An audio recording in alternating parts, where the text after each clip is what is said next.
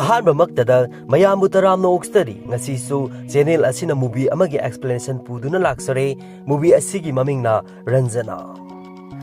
Movie asida saktam langlibasingi manungda Kundan Shankar gi saktamda Dhanush, Zoya Haider gi saktamda Sonam Kapoor, Akram Jedi gi saktamda Abhay Deol, Bindya gi saktamda Swara Bhaskar, Murara gi saktamda Muhammad Jisan Ayub, Zoya gi mapa gi saktamda Kumud Misra. Par edudi mayam ai movie asigi explanation asi tawba huzrak lagi. Film asigi hek han masinda aikhoida uliba asi nupa amana aikhoida wari lirakpagi mami aduni. Nupa asigi maming Kundan kawi. Kundan na nangna siramdai matam yaroklaba matamda nangna khangkani madudi. Nupi amana nupa aikhoibu puningma mafamda puba ngami haibasini.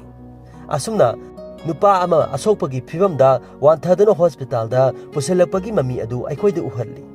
Kundan na siyengo masya aini adubu aigi wari asya masigi hospital asigi manungdagi horakpadi natte. Aigi wari asi Banarasta horakhibani. Asumna Kundanna angang oringagi saktam adu uhallaklami. Asumna Kundanna angang oringagi saktam adu uhallaklami.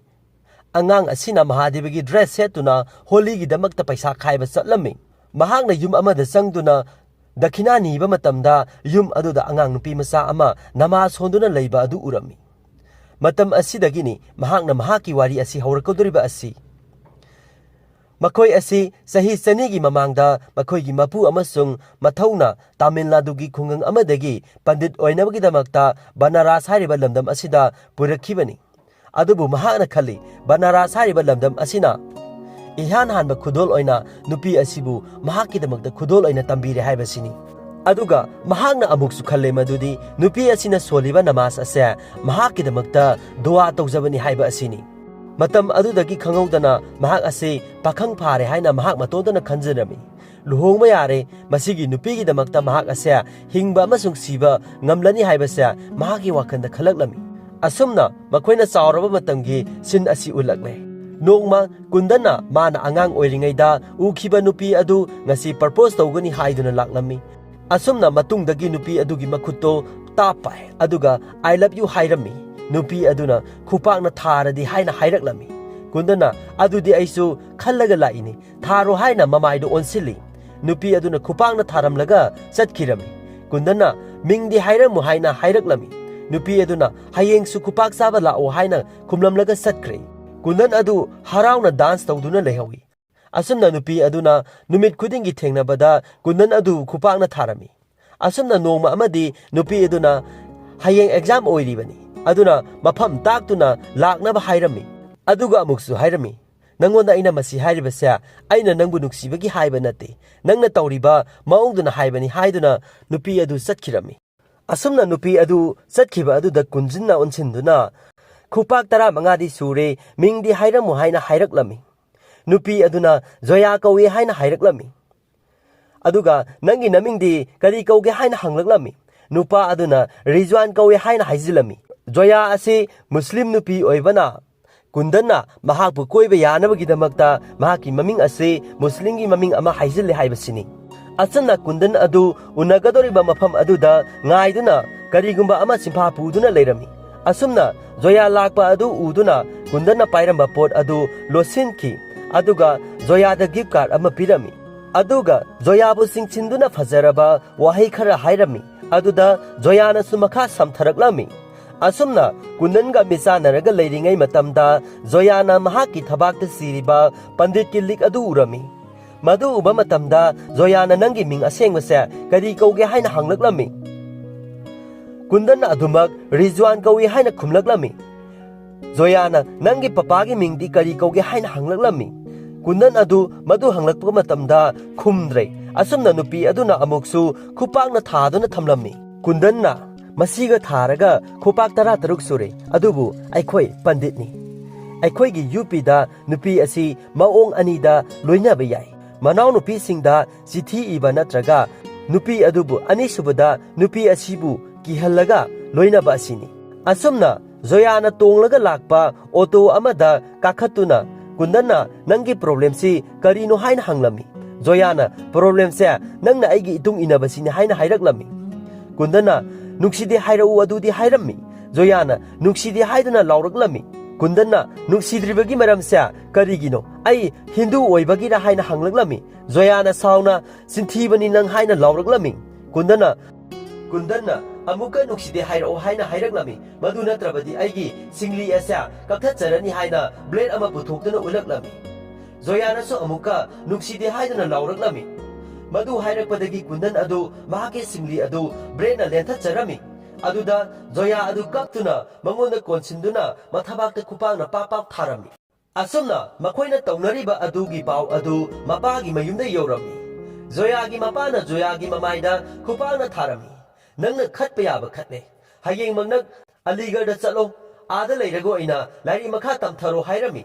Asumna mathangi numita Murarina kundanda Zoya adu Aligarhda namduna thakidore chatlo haiduna cycle piduna tharaklami.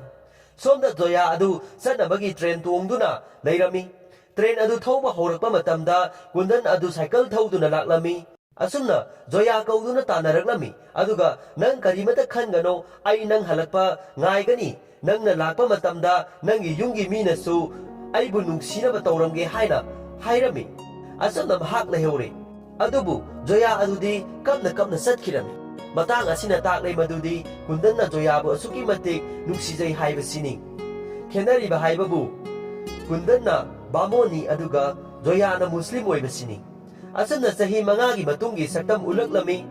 Kundan amasung mamanaba mayam sangduna pulis nupa amabu koitan tanaduna laikhomda namsinduna pulis ki dress adu lokthokduna hundok pirami. Asana police officer gi machanupi aduna kundan bu koitan tanarami aduga kundanda mana kundan bu nungsi haibado khanghalami. Asumna bindyada kundanna onsinduna ma halaktore haina hairaklami. Masina taklebedi bindyana kundan bu asuki mati nungsijai adubu kundanna mahak pusungnu nungside maramdi mahakna nungsiliba asi Zoyani. Aduna Zoya halaktore haiba wahai asi bindyada hairambani. Bindyana nangda sikro sahi mangasida magi nisa handri. Natraga nangda sikro hairamlaga satkiramni. Somdana Zoyagi wakhalda kundan adu harauna isai saktuna haraurami. Asumna lakadaba matamdu gari thaudoktuna train station da Murariga loinana laklami. Asumna Zoya adu kundanna leliba adom tamna lakli adubu Zoyana kundangi masak adu khangdabida lanthoktuna satkirami. Kundan adu halaklaga Murarida pau adu tamlami. Maduda Murarina karenaduna noksilaklami. Mathangi numita kundanna gas puduna Zoyagi roomda laklami. Aduga Zoyabu munna yenglami. Maduda Zoyana hainadabagi maong ulaklami. Asumna kundan adu tholaktuna mapanda leirami. Aduga Murariga wari sanaduna leiringaida Zoya adu yum mathaktagi yenglaklami. Maduda kundanna Makuna sign tawduna mamang takta thokiba makoi anigi wari pumba ningsingnaba kana hotnarami. Zoya adu ningsinglatuna mathaktagi kumlaklaga kamai tawrige haina hanglaklami. Kundan adu masada haraujaba phaurami aduga nungairi haina khumlami. Zoyana hoi adudi kona unarasi haiduna sangkhirami. Mathangi numita Zoya amasung mamanabi college tholakpada kundana geta ngaiduna leirami. Golga pizagi haiduna kaurami. Asana koi ahum asapo chaduna laklami. Aduga kundanna Zoyada kamai tawsino haina hanglami. Zoyana kaidawdoino haise haina hanglami. Kundana sienbagi warini haina hairaklami. Zoyana karigi siendoino haise hairaklami. Kundana adudi ai Muslim olage haina hairaklami. Zoyana nangdi karigi Muslim ondoiba haina hairaklami. Kundana adudi kamaina luhongdoiba aikhoini haina hairaklami. Zoyana ibani di karigi luhongdona haina sauraklami. Kundana maramde ibani nungsinai sidi hairaklami. Zoyana karam kandagi ibani nungsinariba haina hairaklami. Kundana Zoya adu chingthoaga aikoi sahi nipandagi nungsinai sidi hairaklami. Zoyana madudi nangi mangdani hairamlaga sauraduna mamanabi adu puduna satkirami. Aduga forget me hairami. Kundana su you forget me hairami. Asumna kundan mayumda halaklaga Murarina forgot me haibase alsige athre yengluba matamda aibu kauthouro haibani haibasini. Kundan adu ngakpada loirami. Makoi anigi maong matau aduda kundanbu yamna pamjariba bindyadi nokthoroklami. Aduga Murarida mithai pijarami. Maramdi Zoyana mabu nuksibid꯭ꯔꯒꯗꯤ Kundan ase mahakna phanglani khanbagini. Kundan do ansinduna hairi. Haujikti kamdauba Panditji madi satkrene. Asum haiduna Kundan da lakna birami. Maduda Kundan na sauduna phuduna tanarami. Aduga nanga luhongaga leigadobo saruk huiga luhongmane hena phai haina masinda solami. Asumna mathangi sinda Kundan adu Zoyagi manakta laknami. Zoyaga wari sanage tawbada Zoyagi mapaduna mathakta kakhalактuna Kundan da horen function ama leila u haina haireklami. Mathangi sinda function mafamda Zoyagi mapana Kundan da Zoyabu yengma nupa ama lakani doctor su oi haina haireklami.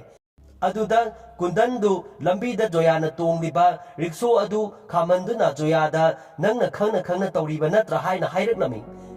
Aduga wari pumba tamnami. Zoya adu sauduna mayum tamna Makhongna satkirami. Aduga mamada aibu nupa yengba laklibra haina hanglaklami. Mamana lakpani haireklami. Ai isada phawba haibidrina karigino. Ai hojik luhongba pamde haireklami. Mamana kona wari sanasi nupado hana yengko nangi ngasi luhongbado ngasi haibadi natedana. Asum haina mamana amuk Zoyabu thembirami. Somdana amuk Zoya tholakuna Murarigi manakta sangduna Kundan lakadra haina hanglami. Murarina soidana lakani hairangami. Nakoi babana mahaksu kaukibani hairami. Numidangda Kundanna party mafamda hai mahi yenduna leiringaida Kundan nang Zoyana kaui haina haireklami. Asumna Kundan do Zoyagi manakta changlaklami. Zoyana ai masigi maramda karimada khangde Kundan. Ai nupadugo luhongbasu ai pamde. Aibu luhongba asidagi ai amukta dikalo natrabadi ai isani sagi singli asa blena lenthajarani haireklami. Kundanna kaimta khalunu haiduna noklami. Sonda Murarigi manakta binda changlaktuna waiter oiridu ikaidro hanglami. Murarina aidi kaigi ikaidreba babigi party ni haireklami. Asumna wari sanaringaida Zoyaga Kundanga istiardagi kumtharakpadu urami. Madu ubada binda adu saklami. Asumna Zoya yengba lakliba nupa aduga Zoyana masaktuna Kundanna masak khanghaure. Mathangi numitni Kundangi yumda Murarina leikaigi nupisingsi Dr. Engineerna hekta pukhibani kaimda khalunu haireklami. Si Banarasni sida phau aikoi mai patrabadi kamaina tawni haireklami. Mathangi sinda Bindyagi manakta Kundan amasung Murari adu laklami. Bindyana nangi thabak amata tawroi haireklami. Aduda Kundanna marup natraba haiduna kapsinaraklami. Aduda Bindyana thabak to kaino hanglami. Aduda Kundanna magi manakungda siron khara tawrami. Asumna Bindyadi ngamjaroi haibadagi namduna pukhirami. Aduga Zoyabu yengba laklamba nupa aduna puriba hospital da laktuna Bindyabu nasanaduna yenghalingaida photo kaphorami. Aduga photo adu Zoyagi mapada Bindya tawraga ulami. Asumna Zoyagi mapana nupa adubu lana lawrami. Maramdi Bindyaga nupa asiga nuksinay haina ulhanbani. Mathangi numita Zoyaga magi mamanabiga rikso tongnaga chatlingaida Kundanna thabak loibagi kai manapi doino hanglaklami. Zoyana kai piyuge hanglami. Kundanna aingonda luhonglo Zoya haireklami. Zoyana noktuna adudi yade haireklami. Kundanna adudi nangini na scooter sya leibani. Nangdi phamkidre. Aduna sida phamba tare. Aingonda konba taba girlfriend oidrabasu phil oirabasu yai haiduna Zoyabu magi scooter maningda phamhanduna pukhirami. Asumna Zoyadu Kundangi scooter maningda tongduna lona koiba satlami. Zoyana ahanbani aina nang sumaina sawbo uribase haireklami. Kundanna tose aina ngonda suksaw soroi wasake haireklami. Zoyana ado ai kaino mata haige. Ai kaidongaida adugi nupaduda ai luhongwai. Ai bukanbibagi thank you hairami. Aduga ai kanagomba amasu yamna nungsirure haireklami. Ai maga luhongdradi sijakini su haireklami. Zoyana aiga JNB da taminabani haireklami. Asi haiduna Zoyana magi sahi mangagi mamangda thokibasing adu wari lireklami. Banarastagi aina Aligarh da sahi ahum leiba asya asuki matik yamna waki. Adubu lairi khara phabagi hojana aibu Delhi da tamnaba haireklami. Aduga Delhi da tamba lai. Adubu ma full phangnabasu JNB da aigi admission phangkide. Aduda aina ahanba mabu ukibani. Isam samba sagondaba matauda. Asumna wari lirakli. Aduga mathangda aina mabu uba ase mana college ki election ngamba matamdani. Asumna nupa adugi mataududa Zoyana nungsiba phawbagi mong adu ulaklami. Nupa adunasu Zoyabu nungsiraklami.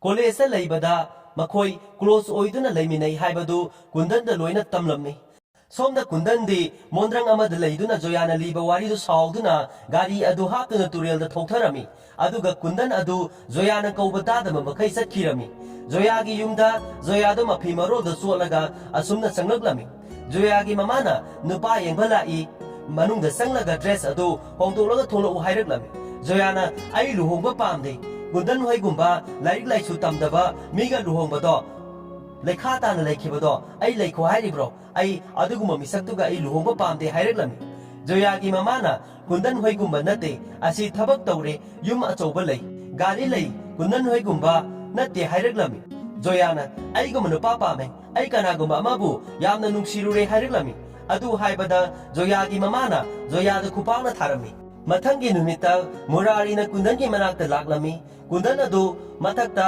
ꯃꯁꯥꯒꯤ ꯁꯤꯡꯂꯤ ꯂꯦꯟꯊꯠꯇꯨꯅ ꯋꯥꯟꯊꯗꯨꯅ ꯂꯩꯔꯝꯃꯤ ꯃꯨꯔꯥꯔꯤꯅ ꯄꯨꯗꯨꯅ ꯀꯨꯟꯗꯟꯕꯨ ꯍꯣꯁꯄꯤꯇꯥꯜꯗ ꯄꯨꯗꯨꯅ ꯂꯥꯛꯂꯝꯃꯤ ꯀꯨꯟꯗꯟꯗ ꯃꯄꯥꯟꯗ ꯐꯝꯂꯤꯉꯩꯗ ꯖꯣꯌꯥꯒꯤ ꯃꯃꯥꯟꯅꯕꯤ ꯂꯥꯛꯇꯨꯅ ꯋꯥꯔꯤ ꯑꯃꯠꯇ ꯁꯥꯁꯤ ꯍꯥꯏꯔꯛꯂꯝꯃꯤ ꯅꯨꯄꯤ ꯑꯗꯨꯅ ꯖꯣꯌꯥꯅ ꯅꯪꯒ ꯋꯥꯔꯤ ꯁꯥꯟꯅꯕ ꯄꯥꯝꯃꯤ ꯍꯥꯏꯍꯧꯏ ꯑꯗꯨꯅ ꯅꯪꯉꯣꯟꯗ ꯀꯣꯜ ꯇꯧꯕꯁꯨ ꯆꯠꯇꯦ ꯍꯥꯏꯔꯝꯃꯤ ꯑꯁꯨꯝꯅ ꯃꯊꯪꯒꯤ ꯁꯤꯟꯗ ꯖꯣꯌꯥꯒꯤ ꯃꯅꯥꯛꯇ ꯀꯨꯟꯗꯟ ꯑꯗꯨ ꯂꯥꯛꯂꯝꯃꯤ ꯖꯣꯌꯥꯅ ꯑꯩ ꯏꯁꯥꯁꯦ ꯁꯤꯖꯔꯅꯤ ꯀꯨꯟꯗꯟ ꯃꯈꯣꯏꯅ ꯑꯩꯉꯣꯟꯗ ꯅꯝꯐꯨ ꯁꯥꯐꯨ ꯇꯧꯔꯗꯤ ꯍꯥꯏꯔꯛꯂꯝꯃꯤ ꯑꯗꯨꯗ ꯀꯨꯟꯗꯟꯒꯤ ꯃꯈꯨꯠꯇ ꯎꯔꯝꯃꯤ ꯖꯣꯌꯥꯅ ꯑꯃꯨꯛ ꯅꯪꯒꯤ ꯅꯈꯨꯠꯇꯣ ꯂꯦꯟꯊꯠꯂꯕ꯭ꯔꯣ ꯅꯪꯕꯨ ꯉꯥꯎꯕ ꯍꯧꯔꯕ꯭ꯔꯣ ꯑꯉꯥꯡ ꯑꯣꯏꯔꯤꯉꯩꯗ ꯑꯩꯅ ꯑꯃꯨꯔꯛꯈꯛ ꯁꯣꯏꯈꯤꯕꯒꯤ ꯑꯩꯒꯤ ꯄꯨꯟꯁꯤꯁꯦ ꯃꯥꯡꯍꯟꯒꯤ ꯈꯜꯂꯤꯕ꯭ꯔꯣ ꯅꯪꯅ ꯑꯗꯨꯒ ꯊꯃꯣꯏ ꯌꯥꯝꯅ ꯁꯣꯛꯅ ꯀꯨꯟꯗꯟ ꯅꯪꯒꯤ ꯃꯤꯡꯒꯤ ꯃꯇꯨꯡꯗ ꯁꯪꯀꯔ ꯇꯞꯄꯤ ꯑꯩꯒꯤ ꯃꯤꯡꯒꯤ ꯃꯇꯨꯡꯗꯅ ꯍꯥꯏꯗꯔ ꯇꯞꯄꯤ ꯅꯪꯕꯨ ꯏꯄꯥꯅ ꯅꯨꯡꯁꯤꯕꯒꯤ ꯀꯥꯔ ꯁꯥꯔꯚꯤꯁ ꯇꯧꯕ ꯆꯠꯂꯤ ꯏꯃꯥꯅ ꯒ꯭ꯌꯥꯁ ꯊꯤꯟꯕ ꯆꯠꯍꯜꯂꯤ ꯑꯗꯨ ꯇꯧꯔꯦ ꯍꯥꯏꯗꯨꯅ ꯃꯆꯥꯅꯨꯄꯤꯗꯤ ꯅꯪꯉꯣꯟꯗ ꯀꯩꯗꯧꯅꯨꯡꯗ ꯄꯤꯔꯛꯂꯣꯏ ꯃꯁꯤꯅ ꯇꯥꯛꯄꯗꯤ ꯖꯣꯌꯥꯅꯁꯨ ꯃꯥꯕꯨ ꯅꯨꯡꯁꯤꯗꯦ ꯍꯥꯏꯕꯗꯤ ꯅꯠꯇꯦ ꯇꯧꯕꯗꯕꯨ ꯖꯣꯌꯥꯅ ꯃꯨꯁꯂꯤꯝꯅꯤ ꯑꯗꯨꯒ ꯀꯨꯟꯗꯟꯅ ꯕ꯭ꯔꯥꯍꯃꯟ ꯑꯣꯏꯕꯅ ꯃꯍꯥꯛꯅ ꯀꯨꯟꯗꯟꯗꯒꯤ ꯂꯥꯞꯊꯣꯛꯄꯅꯦ ꯍꯥꯏꯕ ꯋꯥꯍꯩ ꯑꯁꯤꯅꯤ ꯃꯍꯥꯛꯅ ꯈꯪꯍꯜꯂꯤꯕ ꯑꯁꯤ ꯑꯇꯩ ꯀꯅꯥꯅ ꯃꯇꯦꯡ ꯄꯥꯡꯗ꯭ꯔꯕꯁꯨ ꯅꯪꯗꯤ ꯄꯥꯡꯒꯗ꯭ꯔꯥ ꯈꯜꯂꯒ ꯅꯪꯅ ꯑꯣꯏꯅ ꯑꯩꯒꯤ ꯈ꯭ꯋꯥꯏꯗꯒꯤ ꯆꯥꯎꯕ ꯌꯦꯛꯅꯕ ꯑꯣꯏꯔꯝꯂꯦ ꯑꯁꯨꯝ ꯍꯥꯏꯗꯨꯅ ꯀꯞꯂꯝꯃꯤ ꯀꯨꯟꯗꯟꯅ ꯖꯣꯌꯥꯒꯤ ꯃꯅꯥꯛꯇ ꯆꯪꯁꯤꯟꯗꯨꯅ ꯆꯠꯂꯣ ꯅꯪ ꯌꯨꯝꯗ ꯆꯠꯂꯣ ꯇꯨꯝꯂꯨꯔꯣ ꯑꯩ ꯀꯩ ꯀꯩꯅꯣ ꯇꯧꯔꯛꯂꯒꯦ ꯍꯥꯏꯗꯨꯅ ꯖꯣꯌꯥꯕꯨ ꯊꯦꯝꯕꯤꯔꯝꯃꯤ ꯖꯣꯌꯥ ꯑꯗꯨ ꯆꯠꯄ ꯍꯧꯔꯤ ꯀꯨꯟꯗꯟꯅ ꯃꯃꯤꯡ ꯀꯔꯤ ꯀꯧꯒꯦ ꯅꯪꯒꯤ ꯍꯦꯔꯣꯗꯣ ꯍꯪꯂꯛꯂꯝꯃꯤ ꯖꯣꯌꯥꯅ ꯑꯀ꯭ꯔꯝ ꯖꯦꯗꯤ ꯀꯧꯋꯦ ꯍꯥꯏꯔꯛꯂꯝꯃꯤ ꯁꯣꯝꯗ ꯀꯨꯟꯗꯟꯗꯨ ꯖꯣꯌꯥꯒꯤ ꯌꯨꯝꯗ ꯂꯥꯛꯇꯨꯅ ꯖꯣꯌꯥꯒ ꯃꯥꯒ ꯍꯥꯟꯅ ꯂꯩꯅꯔꯝꯕ ꯃꯔꯤꯁꯤꯡ ꯑꯗꯨꯒꯤ ꯃꯇꯥꯡꯗ ꯋꯥꯔꯤ ꯂꯣꯏꯅ ꯂꯤꯔꯝꯃꯤ ꯖꯣꯌꯥꯒꯤ ꯃꯄꯥꯅ ꯀꯨꯟꯗꯟꯕꯨ ꯐꯨꯒꯦ ꯇꯧꯔꯝꯃꯤ ꯑꯗꯨꯗ ꯀꯨꯟꯗꯟꯅ ꯑꯗꯨꯕꯨ ꯍꯧꯖꯤꯛꯇꯤ ꯃꯥꯅ ꯑꯩꯕꯨ ꯆꯍꯤ 5ꯒꯤ ꯃꯃꯥꯡꯗ ꯀꯥꯎꯈ꯭ꯔꯦ ꯍꯥꯏꯔꯛꯂꯝꯃꯤ ꯖꯣꯌꯥꯅ ꯄꯥꯕꯨꯡꯕꯨ ꯑꯁꯨꯛꯀꯤ ꯃꯇꯤꯛ ꯌꯥꯝꯅ ꯅꯨꯡꯁꯤ ꯑꯗꯣ ꯃꯥꯅ ꯃꯁꯥꯒꯤ ꯑꯄꯥꯝꯕ ꯅꯨꯄꯥꯗ ꯂꯨꯍꯣꯡꯕꯁꯤ ꯐꯥꯎꯕꯗ ꯄꯥꯕꯨꯡꯒꯤ ꯑꯄꯥꯝꯕ ꯌꯥꯎꯗꯅ ꯂꯨꯍꯣꯡꯕ ꯄꯥꯝꯗꯦ ꯄꯥꯕꯨꯡꯒꯤ ꯏꯖꯠ ꯌꯦꯡꯕꯒꯤ ꯑꯐꯕ ꯅꯨꯄꯥꯅꯤ ꯃꯨꯁꯂꯤꯝꯅꯤ ꯂꯥꯏꯔꯤꯛ ꯌꯧꯅ ꯇꯝꯂꯦ ꯍꯥꯏꯔꯛꯂꯝꯃꯤ ꯖꯣꯌꯥꯒꯤ ꯃꯄꯥꯗꯣ ꯋꯥꯔꯤꯗꯨ ꯇꯥꯕꯗ ꯀꯨꯟꯗꯟꯕꯨ ꯀꯔꯤꯃꯠꯇ ꯍꯥꯏꯕꯤꯔꯝꯗꯕꯤꯗ ꯆꯠꯈꯤꯔꯝꯃꯤ ꯃꯊꯪꯒꯤ ꯅꯨꯃꯤꯠꯇ ꯖꯣꯌꯥ ꯑꯗꯨ ꯀꯨꯟꯗꯟꯒꯤ ꯃꯅꯥꯛꯇ ꯂꯥꯛꯇꯨꯅ ꯊꯦꯡꯀ꯭ꯌꯨ ꯍꯥꯏꯗꯨꯅ ꯀꯨꯟꯗꯟꯗ ꯀꯣꯟꯁꯤꯟꯕꯤꯔꯝꯃꯤ ꯅꯪ ꯂꯩꯔꯝꯗ꯭ꯔꯕꯗꯤ ꯏꯄꯥꯅ ꯁꯨꯡꯌꯥ ꯌꯥꯔꯣꯏꯗꯕꯅꯤ ꯀꯨꯟꯗꯟꯅ ꯖꯣꯌꯥ ꯅꯪꯅ ꯈꯜꯂꯤꯁꯦ ꯀꯨꯟꯗꯟꯁꯦ ꯕꯅꯥꯔꯥꯁꯤꯗ ꯅꯨꯄꯤ ꯅꯪ ꯈꯛꯇꯅꯤ ꯁꯤꯅꯤꯅꯦ ꯅꯠꯇ꯭ꯔꯥ ꯅꯪꯅ ꯈꯜꯂꯤꯁꯦ ꯅꯪꯕꯨ ꯅꯨꯡꯁꯤꯕ ꯍꯥꯏꯕꯁꯦ ꯃꯗꯨꯗꯤ ꯑꯩꯒꯤ ꯇꯦꯂꯦꯟꯠꯅꯤ ꯅꯪ ꯅꯠꯇꯕ ꯑꯇꯣꯞꯄ ꯅꯨꯄꯤ ꯑꯣꯏꯔꯝꯂꯕꯁꯨ ꯁꯨꯃꯥꯏꯅ ꯑꯗꯨꯝ ꯅꯪꯉꯣꯟꯗ ꯅꯨꯡꯁꯤꯔꯤꯕ ꯁꯨꯃꯥꯏꯅ ꯃꯉꯣꯟꯗꯁꯨ ꯑꯗꯨꯝ ꯅꯨꯡꯁꯤꯒꯅꯤ ꯅꯪꯒꯤ ꯂꯨꯍꯣꯡꯕ ꯅꯨꯃꯤꯠꯇ ꯑꯩꯁꯨ ꯂꯨꯍꯣꯡꯒꯅꯤ ꯕꯤꯟꯗ꯭ꯌꯥꯒ ꯂꯨꯍꯣꯡꯕ ꯑꯣꯏꯔꯕꯁꯨ ꯉꯁꯤꯒꯤ ꯃꯇꯨꯡꯗꯒꯤꯗꯤ ꯑꯩꯅ ꯅꯪꯒꯤ ꯃꯤꯡ ꯄꯜꯂꯕꯗꯤ ꯑꯩ ꯅꯨꯄꯥ ꯅꯠꯇꯦ ꯍꯥꯏꯗꯨꯅ ꯆꯠꯈꯤꯔꯝꯃꯤ ꯑꯁꯨꯝꯅ ꯀꯨꯟꯗꯟꯅ ꯕꯤꯟꯗ꯭ꯌꯥꯒꯤ ꯃꯅꯥꯛꯇ ꯂꯥꯛꯇꯨꯅ ꯕꯤꯟꯗ꯭ꯌꯥꯗ ꯅꯪ ꯑꯩꯒ ꯂꯨꯍꯣꯡꯕꯁꯦ ꯌꯥꯝꯅ ꯄꯥꯝꯕ ꯅꯠꯇ꯭ꯔꯣ ꯍꯥꯏꯅ 이반이 루홍가다바니 셈사오 하이람나가 토키라바니